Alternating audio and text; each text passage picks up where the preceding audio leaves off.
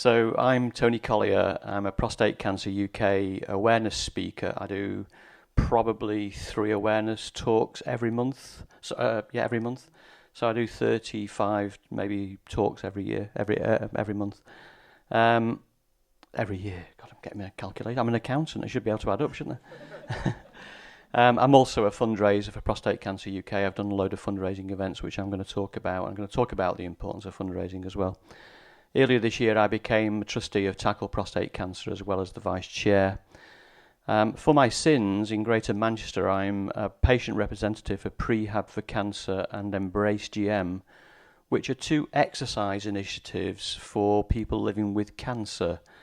My big thing is the importance of exercise. So I'm going to talk a little bit about exercise today because I think it's really relevant to the whole of the population of the UK, not just people living with cancer. But for people living with cancer, it becomes even more important. I'm also a runner, and so the start of the talk is going to be a load of stuff about running, and if you're bored to tears, just tell me. But I hope to try to keep you entertained. But most importantly, I'm a husband, dad and granddad, and absolutely adore my grandchildren. So I'm going to talk about these things, my background, family, professional life, and so on. Some of the running highlights, how running led to my diagnosis and what my prognosis was, and the impact it's had on my life. Because I think it's really important that everybody becomes more and more aware that people speak out about how difficult it is living with prostate cancer and how difficult it is living with the treatments, and that's what I'm going to talk about. I'll talk about the importance of fundraising, how I've benefited from historical research, healthcare inequalities, because that certainly is something that winds me up enormously. I'm going to talk a little bit about that. My personal achievements post-diagnosis, not because I want you to be really impressed, I do, but actually because I think I try to emphasise that I've achieved things since my diagnosis that most people would think were actually something you couldn't do living with prostate cancer, and I want to get the message across that you can do way more than you actually think, and so I'm going to talk about that. I'm going to talk about what prehabilitation for cancer has achieved in Greater Manchester, 5k your way and park run, something I'm very passionate about, my hopes for the future, and then there'll be time for questions at the end. So family life, I'm married to Tracy, I've got 2 children, Matthew and Stevie. Matthew named after Matt Busby, Stevie named after Stevie Coppell. That will tell you what my football allegiance is. Professionally, I'm an accountant in practice, although I sold my interest in the business in 2019 because coping with a stage 4 cancer diagnosis and trying to work 70-hour weeks just didn't really work. I couldn't cope with the stress of both. My work in the community, back in 2010, Altrincham was described as a ghost town in the national press, and I, at the time, was the chairman of the Chamber of Commerce. I was asked if I would get involved in a joint public-private sector initiative to regenerate the town, and I did. The town is now incredibly busy and vibrant. We had 30% vacancy rates back then, it's about 6% now, and our high street is just immense. It's just a wonderful, wonderful place. So I also then chaired the town plan for 4 years, which was to develop a planning policy for Altrincham Town Centre. So this was planning policy written by the people, for the people, and I chaired that for 4 years, a forum of 103 people, and our plan for the whole of Altrincham Town Centre was adopted in 2017 by the local council. So we've now set planning policy through to 2030 to really reinforce everything that we've done historically in regenerating the town. And then the bit about running. So I've always played sport. I played table tennis competitively just below county standard, and I took up running when I was 45. So I'm going to talk a little bit about running because it leads into my cancer diagnosis, which you'll understand as I talk through. So the highlights of my running career were I've run all the World Marathon Majors, and I've also completed the Comrades Ultramarathon, and I'm going to just talk a little bit about those. So I started running because I was sent for a medical by the firm I work for. The medical said I was borderline clinically obese. This was when I was 45, and my blood pressure was so high I'd be on drugs the rest of my life if I didn't do something about it. Now, I guess I should have got the whole obesity thing, because my kids used to call me Mr. Blobby. And I actually hated the thought of being on drugs the rest of my life. So I formed Style Running Club, and about 3 months afterwards, one of the then secretary said, let's all do a marathon, now we're a proper running club. And I swore blind I would never do a marathon. And she nagged and nagged and nagged, and eventually I gave in, and 7 of us entered the Amsterdam Marathon in 2007 when I was 50. That was my first marathon. One by one, 6 of them dropped down to the half marathon, leaving Billy No Mates doing his first marathon on his own. Thank you. And they all got the same bloody medal and T-shirt that I got, and I worked twice as hard for it as they did. Then my friend here, Andy, I went to do the Chicago Marathon with him, and it was his final World Marathon Major. And he then got a certificate framed with all his medals, and I was completely envious of it. And so I decided I was going to try and do the World Marathon Majors. This was in Chicago after we'd completed the Chicago Marathon in 30 degrees of heat. It was horrendously hot. That's the only time you've ever seen Andy and I drinking water when we're together. It's usually beer. So the World Majors are Berlin, Boston, Chicago, London and New York. Andy completed the first 5, and then they added Tokyo. So he had to go back and do Tokyo with me, so we all went to Tokyo. And about 7,000 people worldwide had completed the World Majors up to 2021. More people had climbed Everest by 2018. Andy was in the first 20 Britons to complete it, and I was in the first 30, so we're both very proud of that. And only 750 Britons had completed the World Majors up to October 2021. Next one, we went to Berlin, the most boring marathon in the world, completely flat but very fast. I got round it. As you can see, I was quite thin by that time. I'd lost the blobbiness. It's back again now. And then we went to Berlin, and this is the Danish team. The day before the marathon, they have an International Friendship Day. And we all go and do a 5k walk or run to the Olympic Stadium. These guys bring a drinks cart with them and try to get everybody competing in the marathon the following day as smashed as possible before breakfast. Claire and I did the Boston Marathon together. Can anybody remember what happened in Boston 2013? That was the year of the bombings. Claire's husband and my wife were 400 yards from where the bombs went off. Thankfully, Claire and I were quite quick, and we were through the finish line and then heard the sirens, and it was the most horrendous place to be afterwards. It was awful. Then moved on to New York. This is the Verrazano Straits Bridge. People are warned that there's 2 tiers of the bridge. You can only see the top tier. This was just after 9/11, and you can see there's a helicopter, and down here there's a gunboat. That was the security. But there are 2 tiers. This is the top tier. People are told, if you run on the bottom tier, don't run near the edges, because the men running on the top tier decide to have a last-minute slash off the top of the bridge, and you get a sort of slightly amber rain shower. And then Tokyo, I think 5 of us did the Tokyo Marathon together, including Andy and I. It was his final. It was his 6th World Marathon Major. And then Tokyo was exactly what you'd expect it to be. It's an incredible place. I mean, we were awestruck by it. It was fantastic. Got some great stories, but for another day. And then London was my final World Marathon Major. That's me running down the Mall at the end of the marathon. And back to where it all started, with Andy drinking champagne. And that's what I was envious of. The World Marathon Major certificate and all the medals. These are all the medals, and when you finish the World Marathon Majors, you get this huge thing here. That tiny thing there is the Comrades Ultramarathon medal. And I'll tell you a bit about that now. So, Comrades. I went on a walking holiday, and we met a little old lady, and she turned out she was a runner, and I said to her, what's the best race you've ever done? And she said, Comrades. She'd started running when she was 59 and was British national champion at all distances when she was 61. And she told me all about Comrades, and I fell in love with it. It was established in the 1920s to commemorate the fallen heroes of the First World War and the Boer War. And it's got just this immense history. It's an iconic race. It's 56 miles, 6,500 feet of climbing on the up year, which is from Durban to Pietermaritzburg. Alternate years, the down year, it's got 4,000 feet of climbing and 6,500 feet of descending. It's usually 30 degrees. It was pretty warm. And it has a strict 12-hour cut-off limit. If you don't finish inside 12 hours, they literally block the finish line. You don't get a finishing time and you don't get a medal.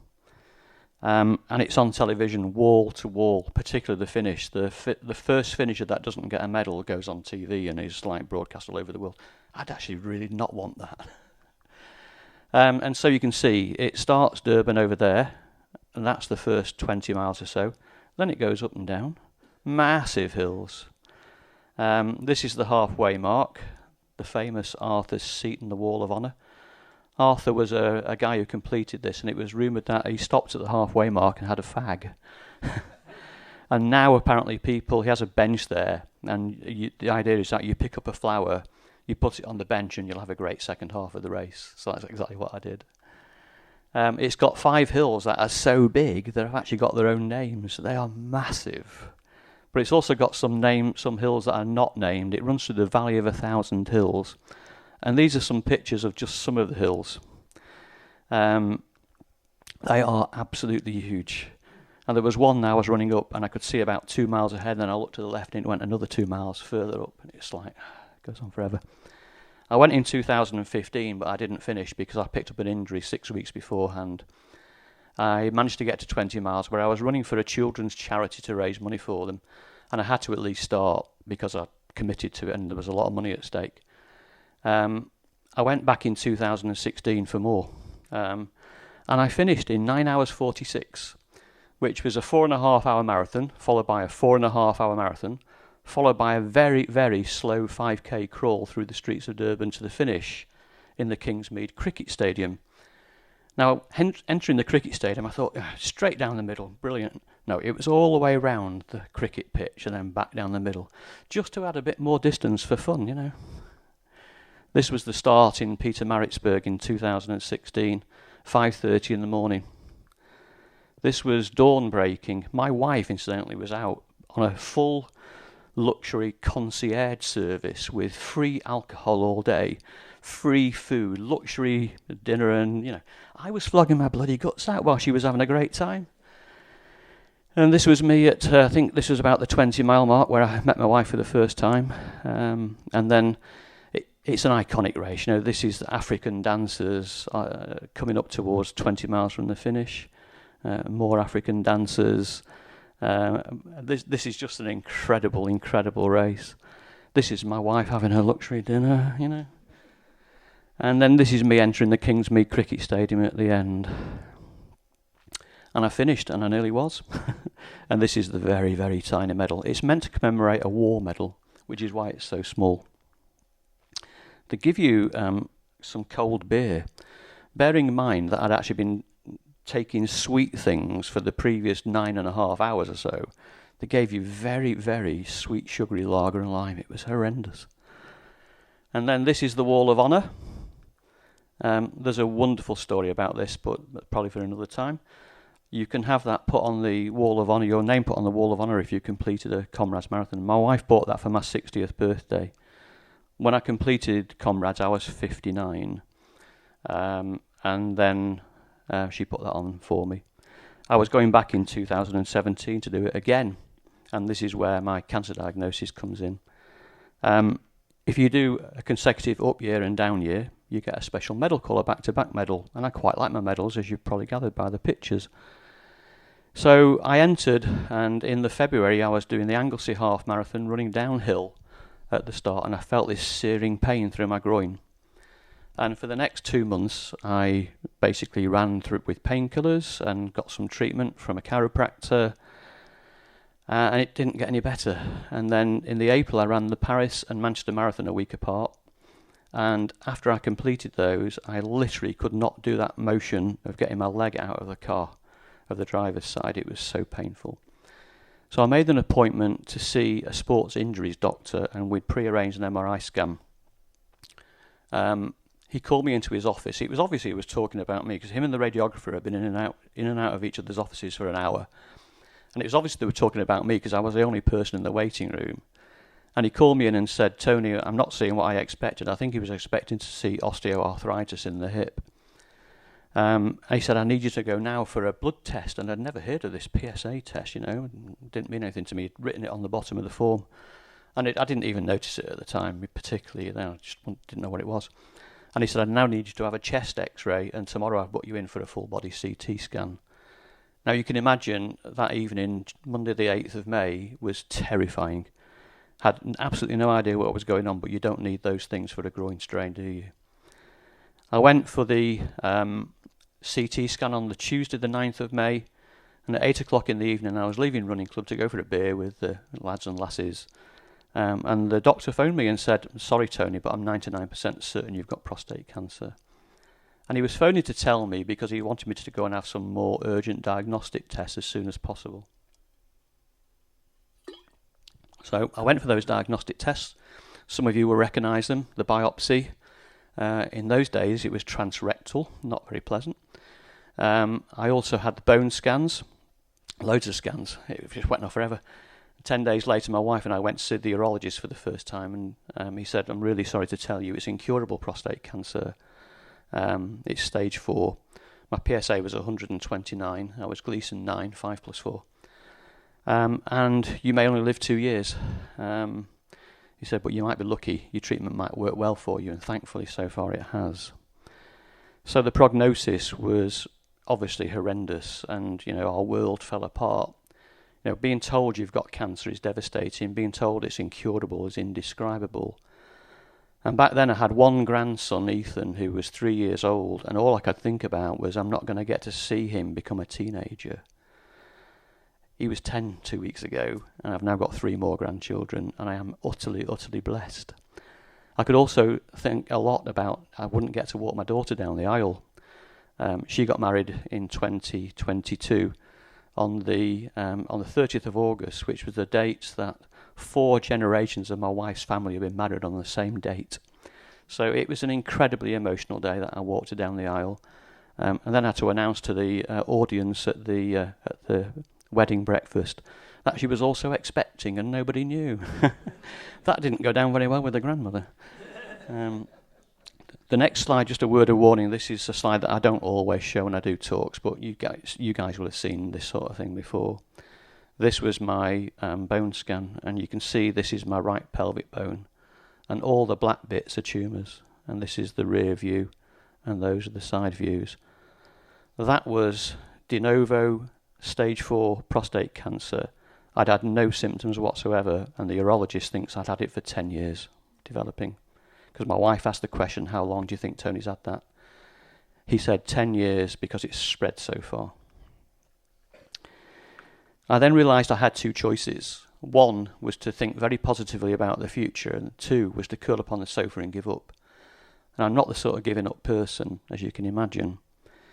Side effects were horrendous, and you guys will know all about this stuff, so I'm not going to dwell too much on this. But I do think that we are really, really badly supported by the healthcare professions on lots of this. We do not get holistic care that's appropriate or as good as it should be. In particular, we don't get psychosexual therapy, which I think is really, really important. We don't necessarily get mental health care, and that's really, really important. And those are some health inequalities that we do need to address. I had private medical insurance, so we did get psychosexual therapy, and it was really invaluable to my wife and I. It made such a difference to our marriage and to maintain at least an intimate relationship, even though obviously the old floppy doppy doesn't want to do much anymore. Mental health was difficult for me. Despite trying my best, I spent the first 18 months thinking way too much about dying and not enough about living. I forgot the joy of living. And eventually I decided I needed to get some counselling. So at 18 months in, I had a bit of a breakdown, got some counselling, and since then I have lived every day as if it's my last, to try to get the most out of every single minute of every single day, get as much joy in my grandchildren as I possibly can, and just live life to the absolute full. And obviously do my bit to help the future generations of men who are going to come into this, let me just say, shitstorm, because that's what the diagnosis of prostate cancer is. It's horrendous. The impact on exercise was huge. Before my diagnosis, I was a sub 20-minute 5k runner. After my diagnosis, well, my oncologist said, the first question I asked my oncologist wasn't how long have I got to live. It was, can I still carry on running? And he said, yes, and you must, because it'll counteract some of the side effects of the treatment. But he said, you will get slower. And of course I have. So I've been on 2 forms of hormone therapy for 6.5 years now. And so, yeah, I used to be a sub 20-minute 5K runner, and now I'm very lucky if I get sub 30, but I'm still running, which is really important to me. At least I would be if this flipping knee would work properly. So exercise has become a vital part of maintaining my physical and mental well-being. And this is such an important aspect of cancer care. And I realised that I had to take control rather than be controlled. And for me, exercise was that. And that's why prehabilitation I got involved with in Greater Manchester. I'm going to talk a bit about that in a second. I wanted to get involved because I wanted other cancer patients to understand the benefits of exercise, what it would mean to them in terms of slowing tumour progression, stopping tumours coming back, you know. So there's now so many papers on this that we are now, I think, very much aware that exercise is a vital part of everything that we do for cancer patients. So on to fundraising. For me, fundraising became really important. I mean, I think research into new treatments is essential. We need more research into early detection and screening. We all heard about the MRI scan, which Professor Caroline Moore announced a couple of weeks ago. That's 10 years away. In that 10 years, another 120,000 men will die if we don't do something. So we've got to do something more quickly. Fundraising helps to increase life expectancy. I was fortunate. I had private medical insurance when I was diagnosed. And instead of the standard routine route of care, which was docetaxel chemotherapy, I managed to get put on abiraterone. Abiraterone was developed here in the UK by the Institute of Cancer Research, by Johan de Bono. That was funded by people raising money, like you guys do. This is why fundraising is so important. For me, it's about giving me more hope for the future. When this drug stops working, there'll be something else that's come along. In the 6.5 years since my diagnosis, the treatment regime has changed out of all recognition. We have treatments now that weren't even around 6.5 years ago. So we're making massive advances, and that gives me hope that when this treatment stops working for me, there'll be a lot more to follow. Obviously, we want to avoid prostate cancer recurrence. We need to try to work out why it comes back for some people and doesn't for others. We can't do that without research. Help patients to cope better with side effects. That's a really important thing. If we can fund research into that, that would be brilliant. I'm actually working on a pilot program at the moment, which is to work out an exercise regime for men newly diagnosed with metastatic prostate cancer to help them cope better with the treatment side effects. Obviously, working towards the eradication of prostate cancer is the big thing we're looking for, and developing a cure for those who get diagnosed. We can't do that without research.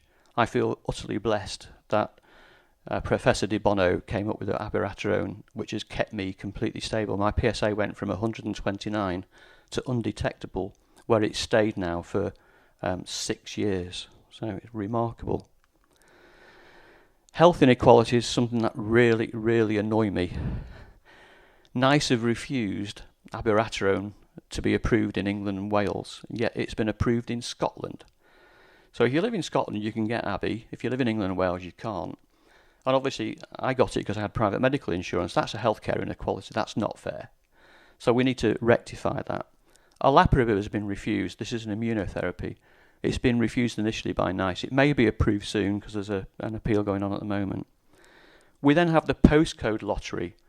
Some regions of the UK, you still can't get multiparametric MRI scans as part of the diagnostic process. That isn't good enough. I'm sorry, but that's not good enough. Some regions are still doing transrectal biopsies instead of transperineal biopsies. That is not acceptable because the treatment pathway that reduces harm does not include transrectal biopsies. We have got to do better than that. We've got to fund drugs properly so that we can get early access to them. I got early access to abiraterone just after it came out of the Stampede trial. It's been a wonder drug for me. It's not fair that other men can't get that. We need to make sure everybody can get the full range of treatments that are best for them. And there is a complete lack of holistic support. I mentioned that before. We don't get mental health support. We don't get psychosexual therapy. We don't get advice on nutrition. We don't get advice on exercise. And these are really important things that we now need to address, because these are serious healthcare inequalities. And I said I was going to talk about some of the things that I've done since my diagnosis. So I qualified for London Marathon 2018 with a good for age time for an over 60s. But I'd been on hormone treatment for a year, and I thought, I can't do a marathon, really can't do a marathon. And anyway, someone I met, a guy called Kevin Webber, encouraged me to carry on and do it, So I took my place, my good for age time place. And I knew it was going to be tough because I couldn't train properly. I'd go out for a run and get hit by this wall of fatigue. I might only get 2 miles, and I'd just walk back in floods of tears because cancer had robbed me of something that I love. And so for me, doing the London Marathon was going to be a major challenge. My normal marathon times were about 3.5 hours. It took me 5 hours and 7. It's a different thing at the back of the pack of a marathon. It was great. I really enjoyed it. It was the hottest London Marathon on record, which isn't great when you're having hot sweats and hot flushes. But I managed to finish, and I think I raised £13,000 for Prostate Cancer UK, so I'm very proud. The following year, I set my target to run 970 miles in the year. And people say, why 970 and not 1,000? That was because in that year, 970 men were dying every month of prostate cancer in the UK. And I wanted to run 1 mile for every one of those men that died every month. And I also raised a load of money. 2021, I ran an ultramarathon. I say ran. I completed an ultramarathon. There wasn't an awful lot of running. I did an awful lot of walking. But 100 kilometres is 64 miles. So it was a hell of a long way. Over 2 days, thankfully, with an overnight camp stop, which was the worst experience of my life. It was so cold. And then 2022, I set my target to run at least 5k every day for a year. Started on the 1st of January, finished on the 3rd of January because I had to take 3 days off when I tested positive for COVID. And I managed to average 3.8 miles a day for 365 days and raised £21,000 for the Move charity, who support teenagers and young adults living with cancer, as well as provide the 5k Your Way initiative I'm going to talk about in a second. I don't mention all this because I want you to be impressed by what I do. I mention this because I want you to be inspired to do something yourselves. I mention this when I do inspirational talks to try to inspire people in workplaces. If I can do these things, the only barriers that prevent other people doing things like this are the artificial barriers they set themselves. So I mention this really to try to inspire people that if I can do this, living with stage 4 prostate cancer and all the horrendous side effects of treatment, people can do anything they put their mind to if they really want to. I'm going to talk about a little bit about exercise. Prehabilitation is basically preparing people for cancer treatment or surgery. The Prehab for Cancer programme in Greater Manchester, I was asked to get involved in 4 years ago, when it was a pilot scheme for 2 years, trying to get 2,000 people through the pilot, costing £2 million, to see if we could prove there was some value in giving people prehabilitation before surgery or treatment. I think that's a wonderful quote. But that's actually one of the barriers we had to overcome. Because when you get diagnosed with cancer, your family wraps you up in cotton wool. The medical profession used to wrap you up in cotton wool. Thankfully, that's changing. The medical profession are getting much better at recognising the importance of exercise. And this was Chris Whitty right at the start of the COVID pandemic. No situation, no age, no condition where exercise is not a good thing. So this is what prehabilitation is. The preparation for the physiological and psychological challenges of cancer treatment. Reducing the future needs of people with cancer. Shorter recovery, reduced treatment-related complications, improved adherence, better quality of life. But this one for me was the most important. The transition to a lifelong habit of physical activity. That's really important. One of the guys who went through the programme was 72 years old. And in his great North Manchester accent, he said, "I've never been to a bloody gym in my life," he said, "but I bloody love it and I'm going to carry on forever." That's the transition to a lifelong change of activity that we're trying to achieve. Greater Manchester is a really poor area for health deprivation. 1 in 5 people live in one of the country's most disadvantaged areas. More than 2/3 of early deaths caused by smoking, alcohol, poor diet and air pollution. And the invisible cancer patients are much more common in deprived areas, and they present as emergencies with late diagnosis, which is awful. That's why we need to do something more. It's been a great success. We had 1,000 patients in the first year, great participation rate. Everybody accessed it locally to where they live because it was in the gyms throughout Greater Manchester. It's been an absolutely amazing service. This is the guy with the North Manchester accent, working with Kirsty, who was the programme manager. Age shouldn't be a barrier. You can see, we've got people in 70, 79, 80 to 89, and even a 90-year-old or two taking part. It's amazing. They were given an initial assessment, which was either a 6-minute walking test for the frail or older patients or people who couldn't do the incremental shuttle walk test. And you can see here, baseline, pre-op, there's a massive improvement. Post-op, they were still better than pre-op. And then that's where they ended up in completion. So you can see the massive improvements in what they could achieve. And on this side, even more. Just look at that end result there compared to where they were. This is a quote. A patient improved sit to stand from 28 to 40 in 3 weeks. The patient quote, I knew I had people checking on me, so I had to do my exercises. Also, I wanted to go into surgery, knowing I'd done everything I could. I had no regrets. Patient has improved sit to stand from none to 12. Just imagine that. They couldn't do sit to stand unaided. But they improved it from none to 12 in 3 weeks of home exercise. I was scared of the operation and felt like I had to do the exercises. Now I feel ready for the operation and want to do my exercises.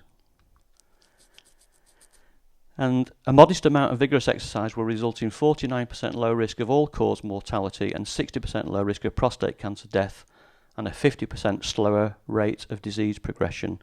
That's Kenfield et al. Study. The other patient rep on the prehab programme and I did a couple of focus groups with people who've been through the programme. And these were some of the quotes. I see this as part of my treatment.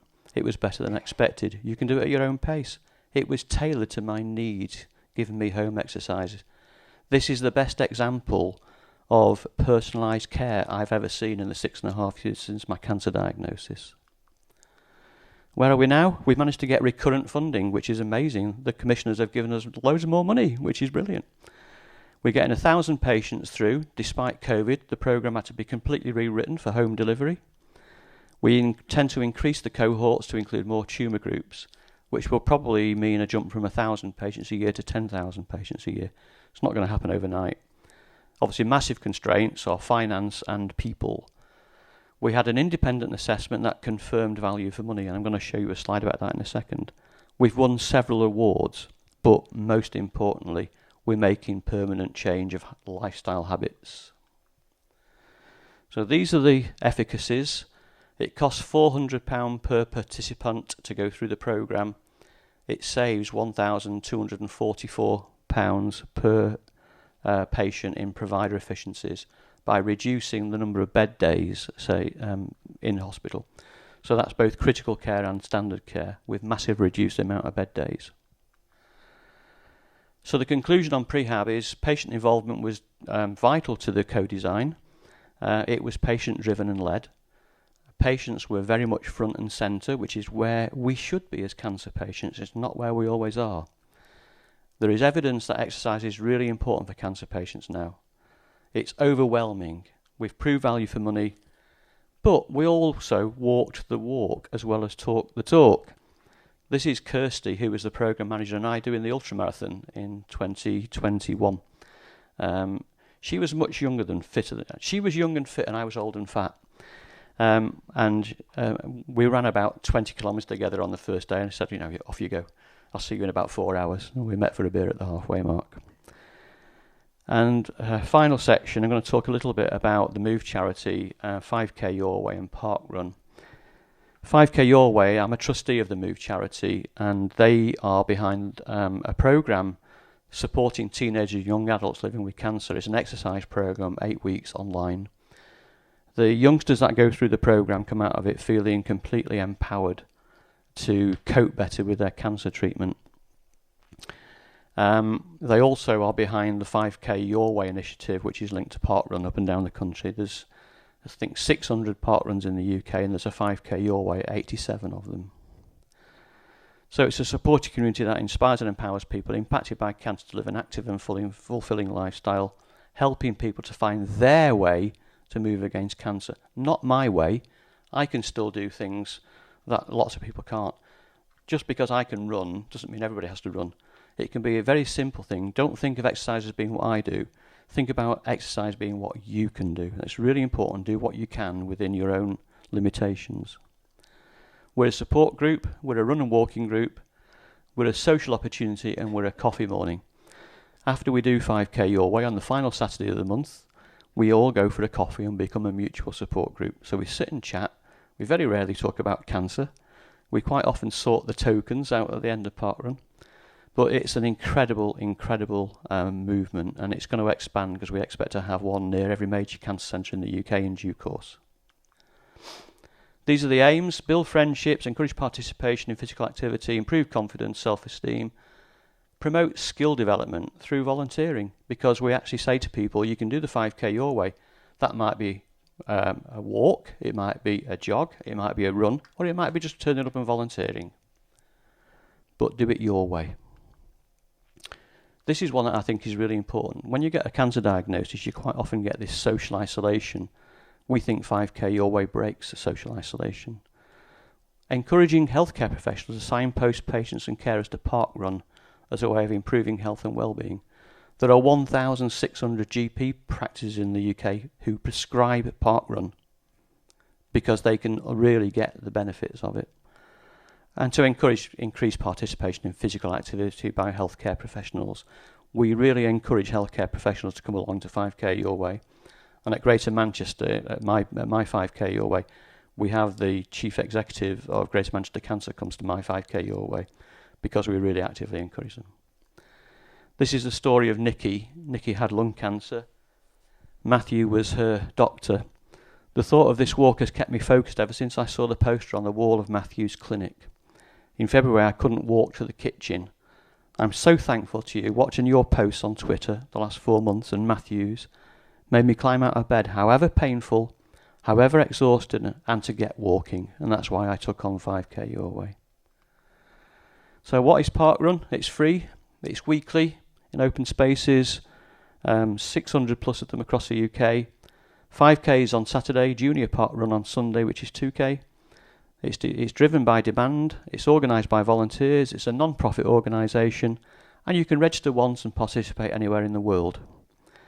5K Your Way it's actually gone up from 70, it's now 67 parkruns with many more coming soon. We intend to try to get one 5K Your Way near every major cancer centre in the UK.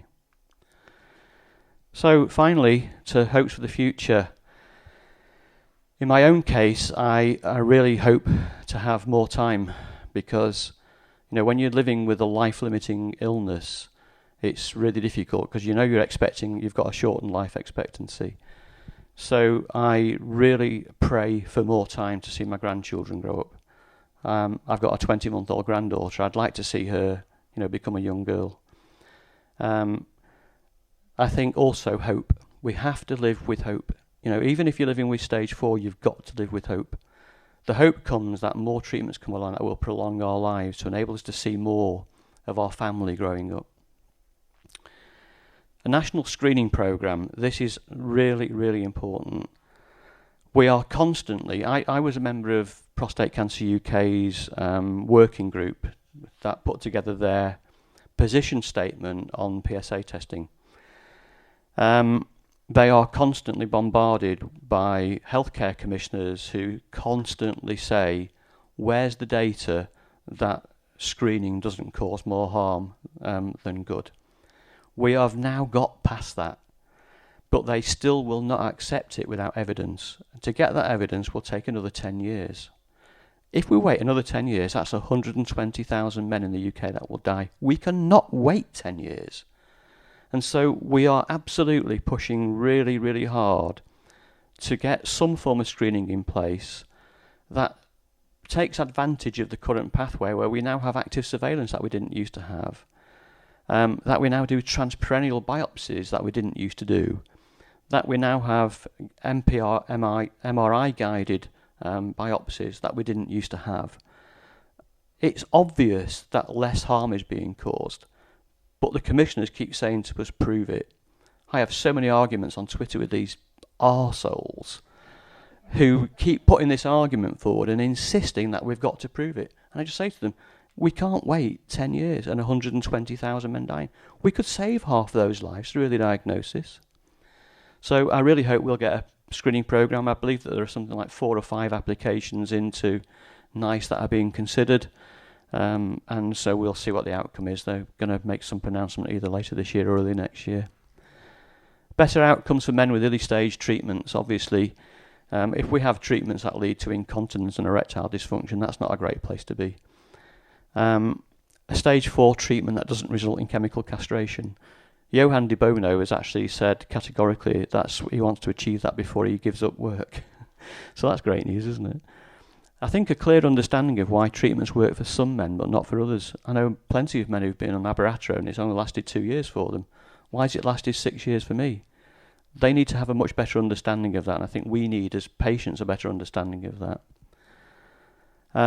Targeted therapies, I think that's going to be the future. We're going to have immunotherapy and genomic stuff going on that we can't even dream about at the moment, but these will be therapies targeted to your personal cancer, not just let's throw everything at it, which is what we're doing at the moment. So at the moment they're talking about triplet therapy for stage 4 diagnoses, which is chemo, hormone therapy, and one of the androgen receptor treatments like enzalutamide or abiraterone. That's an awful lot for a man to take on. Targeted therapies will be giving men much better outcomes, but obviously prevention is better than anything. From my viewpoint, proper holistic care covering all our needs. There is a massive gap in the market here. We do not get good holistic care. And it's something I bang on about, and I will do for as long as I'm alive. But I think we can do better, we must do better. I think in Greater Manchester we are doing a lot better than in lots of other places, but it's something we need to do. And I think listening to the patient voice and the lived experience is really important. I'm blessed to get the opportunity to talk to healthcare professionals.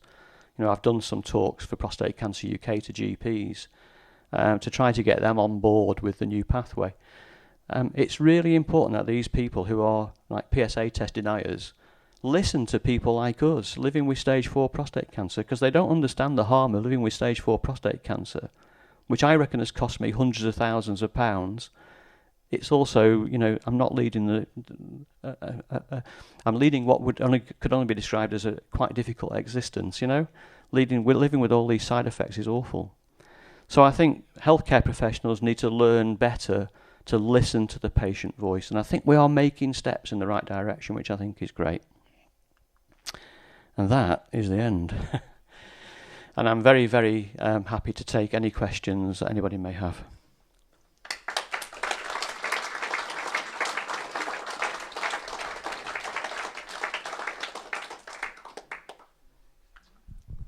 He's amazing, isn't he? I don't think he's just astonishing. I mean, that is the trouble, isn't it, really? Following it as individuals and doing something. But I hope every one of you has got something off his list there to go away and follow up. And I think, more importantly, he wants us as groups of people to follow it up as well, because we're more powerful, aren't we, as a group than as individuals. Yeah? Absolutely. So, questions, please. Peter at the back. Yes, thank you for the microphone. Tony, it's a fascinating talk, and I love hearing about your energy. There are so many PCNs and acute trusts around the country. How do you convey best practice? Because you've done so much in this sector in your Manchester region to other counties, other regions, all the community cancer care nurses and different acute trusts to the PCNs and indeed the councils. Is there a body that can take the best practice that may be happening in different groups around the country and convey those best practices? Yeah, I think, as Gordon said, working as groups together we are stronger as a whole than the individuals. But Prostate Cancer UK are working very closely with the cancer networks and the local PCNs to try to get this message out there, and we are starting to see considerable changes. So we're starting to see, for example, in London we've got the van man, the sort of mobile van that goes into deprived areas and basically does PSA testing. We've got one in Greater Manchester, great big horrible yellow thing, but it's so bright you can't miss it. But these are initiatives brought about in conjunction between NHS England and Prostate Cancer UK to actually get more and more out into the community, to talk to the cancer networks, to talk to the primary care networks, to really get the message out there about what we need to be doing. And I think in particular in the area of holistic care, that's the one area that we're doing pretty well in Greater Manchester, but not perfect. For example, prehab for cancer is only 3 tumour groups at the moment. It doesn't cover prostate cancer and breast cancer because they're the 2 biggest. And I think we need to, and that in itself creates a healthcare inequality. So there are lots of areas we can do better, but I think we are making progress. But I do think, yes, Prostate Cancer UK are doing a great job at the moment of spreading the word. Okay. Thank you. Okay, next one, please. Yep, far away. Could you just bear with me while I pass you this, or Daniel, can you stretch that? Bring it back. The people behind you, sorry. Oh. Okay. Yeah. Were you not a subject that would have been suitable, besides all the medical care you had with respective drugs, etc.? Were you not a suitable candidate for surgery? Right, okay. This is a really interesting point because typically when you're diagnosed with stage 4 prostate cancer, they don't do surgery because the historic thought process was that there was no point because the cancer had already escaped from the mothership. But very interestingly, I was asked by one of the leading high-volume prostate cancer surgeons in the UK, a guy called Prasanna Suryakumaran. It goes by the name of PS because it's so much easier to say. PS has done a pilot study, and the pilot study was to say for men with low tumour burden, so maybe 3 or 4 tumours outside the prostate, it's now been proven that radiotherapy to the prostate actually improves outcomes. He now wants to do a full-scale trial over a 10-year period that's going to cost $2.5 million, which will actually add prostate removal into the process. So men in one arm will get the normal standard of care and their prostate removed, and the other arm will just get normal standard of care, and they're going to try and measure the differences. It's called the President Trial. It's a stage 2 application. The stage 2 application went in last week, and we are very keen to get that funded because PS regards it as something that will be a complete game changer because he absolutely believes that removing the mothership is definitely worthwhile. But the evidence is suggesting that only where there is low tumour burden, if in my case there was obviously high tumour burden outside the prostate, so it wouldn't work for me. But they think in certainly with radiotherapy it's worked for men with low tumour burden. So it's called oligometastatic prostate cancer, so it's only in 3 or 4 sites. So there is a trial, we hope it will get funded. The application's gone in, and I did say to PS when he asked me if I'd be the patient lead on it, I hope I get to see the end of it. Thank you. Okay, I think Mary had a question behind. Hello, I'm Mary Simons. I'm the founder of this group in Kidderminster. I was the clinical nurse specialist in urology oncology at Kidderminster Hospital. And I think when you said that you got 6 years of treatment with abiraterone working for you and other men didn't, isn't it down to the fitness levels? Well, that's a really good question. I have a great friend, Kevin Webber. Kevin was diagnosed with stage 4 prostate cancer at the age of 49. Kevin's a runner as well. He did the Runner's World podcast about 9 months ago, and one of the questions he was asked, and I've heard it because I listened to the podcast, they said to him, do you think your running has actually helped you avoid tumour progression? And he said, just let me say, he said, there were 20 men diagnosed around the same time as me, and there's me and Tony from Manchester who are still alive, the other 18 are dead. So I do think there is some evidence that exercise helps, but I do actually think the response to treatment is really important. You know, I've seen, in my 6.5 years, I've seen so many men diagnosed with stage 4 prostate cancer where the treatment's only worked for, 6 months, 8 months. Bill Turnbull being the great example, when he was diagnosed, he said his oncologist told him he'd get 15 years, which I thought, I think I want to have him as my oncologist. But, Bill Turnbull managed, I think, something like 18 months on his first treatment, and a year on his second treatment, and 6 months on his last one, and then a few months on lutetium-177. So I think it really, really just boils down to how you respond to treatment. And, I was told that if I respond really well to first-line treatment, I'll respond really well to second-line treatment and third-line treatment, and I'll live a lot longer. So I'm still on first-line treatment after 6.5 years. It's remarkable. I feel utterly blessed and extremely lucky. You are, very. Okay, next question. Yes, please, on the front. Eddie. Eddie's going to ask me a really difficult technical question now. No. Your story, we've been in a few calls with Prostate Cancer UK, and the first time you said you'd been alive for 6 years, survived 6 years on abiraterone, which is just music to my ears, because when Wendy and I first got the diagnosis, we thought, okay, how long is this going to last? And it was down to, the oncologist said, it's not weeks. Okay, does he mean months or does he mean years and stuff like that? And hearing it as incurable was the stunner. But as a scientist, I'm firmly of a belief, and you know this from talking to me, that even stage 4 disease can become curable, probably in our lifetime. So there's great hope for us. So I'd encourage anyone else in the room that's got a stage 4 diagnosis not to give up hope and just watch what's going on, because big things are happening, and it's going to be a curable disease, in my opinion. Yeah, I agree. The question, it's a simple one. Your rehab thing has got 3 arms to it, and it's bleeding obvious, isn't it?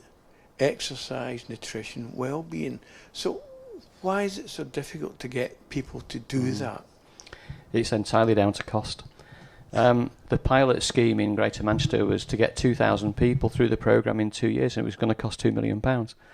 So, you've got to first of all get cancer rehab trained personal trainers who can actually cope with putting personalised exercise programmes together based on the individual's personal needs. That's why I said it's the best example of personalised care I've ever seen. So cost is a major barrier, which is why the efficacy report I showed, saving £1,200 per patient, is where we had to get to persuade the commissioners to fund the next stage. Our big dream in Greater Manchester is that we end up with prehab for all. And it's not just for cancer patients, people with cardio problems, with diabetes. This is a programme that would work so well in so many arenas. I think we've just got to get there, and we've got to get the funding for it. But funding is a major problem. We can't get... commissioners are really terrified. I have an argument with Twitter with this guy who's a NHS commissioner, and he keeps saying to me, if we have a PSA screening programme, how's it going to be funded? I've got no budget for it, and that's where we're at. So this is, you've got to prove value, and we have proved value for money. We are now seeing, I think there's something like 6 or 7 prehabilitation programmes around the UK. Sheffield, Southampton, can't remember the rest. And I know there's lots of others waiting to start, and I do speak a couple of international conferences about prehabilitation from the patient perspective. So it is something that is going to basically, become more and more the norm. And so, Prehab for Cancer in Greater Manchester has just employed its first ever nutritionist. so that we can actually do it within the programme rather than refer it to the hospitals, nutritionists. So we're making massive progress, but we need to make it quicker, don't we? Well, if they'd like to father a really rural area rather than the middle of Sheffield or Manchester or something, I think in Worcestershire would be up for it. Is that right? Because that is the problem, isn't it? I mean, we're out in the sticks, according to people in Stourbridge. Is that, you know? So we really need to push about what is required, don't we, in other areas. It is doable, I reckon. And thank you, sir, for your comments. I think that's absolutely right. But we do have to work together because rural areas don't have the very powerful nucleus of the big cities, in my opinion. Yeah. Sorry, we've got plenty of questions. Yep. Can I have a new one? Sorry, yeah, on the next. Just wait. Yeah. There are some fabulously wealthy individuals in the country. I mean, internationally, you think of Jeff Bezos and people like that, who have huge sums available for charitable causes, for good causes. Is there any attempt to target, I shouldn't use that word, but for you to deliver the talk that you've given tonight, which has been truly inspirational, to a group or groups of such people, particularly any of those who may have been affected by this issue, because they, as I say, they have very large sums of money, capital at their disposal, and I would have thought that you might be able to inspire one or two of those to devote more than a few million. Yeah, and I think that's a great idea. I think it's just difficult to reach them, and that's the problem. And I'm sure that the cancer charities are doing that all the time. You know, rich benefactors, trying to get them to donate loads of money. I'm thinking particularly of people, wealthy businessmen from the north of England, who for whom you would resonate absolutely. And Vodafone, is it Vodafone? You know, the chap who founded Vodafone is an example where I would have thought that you would connect really well. Well, I think it's something I'll take on board and see what we can do. Yeah. I've got one final question. As an accountant yourself, you must know the cost of avoiding long-term treatment by early intercepts. Yeah. And that must be an argument you put to the NHS quite a lot. But as someone who's just recently been diagnosed in Gleason 7, is active surveillance a cost avoidance programme? I think active surveillance is one of the weapons that's being used to deflect the argument about screening doing more harm than good. Because historically, what used to happen is you had a raised PSA, you went straight to biopsy, and it was done transrectally. And that led to people getting sepsis and dying. And so as many men were dying of having a biopsy as were being saved from prostate cancer, which is why the screening programs were stopped worldwide. So I think active surveillance is one of those things where it had to happen because men with low-grade prostate cancer, it's probably never going to affect them. And so just keeping it, so long as it is proper active surveillance. My big concern about active surveillance is whether it is active or inactive. I think if it's properly active surveillance, I think it is a really good tool. And a recent study suggested that there was no difference in outcomes for men who went on active surveillance after a 15-year period. So I think there is evidence that suggests it's definitely a positive thing. And I don't think it's just about cost saving. I do think it's about, we need to do something for men with really low-grade cancers that are never going to cause them any harm. If we can identify that the low-grade cancers, active surveillance, I think, is a very viable tool. Okay, can we have one final one from Di? Thank you. Di Fox, known I think to a lot of you, should be.